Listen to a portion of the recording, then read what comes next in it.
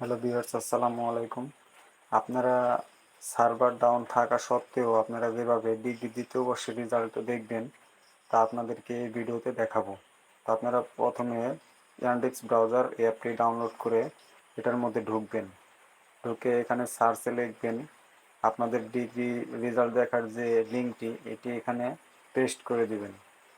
তো পেস্ট করে দেওয়ার পরে আপনারা ক্লিক করবেন। এরপর দেখতে পারবেন a new latest published result portal, এখানে ক্লিক করবেন। এরপর আপনারা আপনাদের রোল, রেজিস্ট্রেশন নম্বর এবং এক্সাম ইয়ার এইগুলো দিয়ে দিবেন। এক্সাম ইয়ার 2024 এটা দিবেন।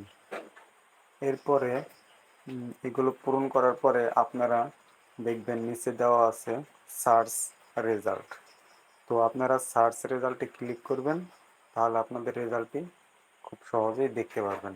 তো এইভাবেই আপনারা খুব সহজে আপনাদের রেজাল্ট বের করতে পারবেন।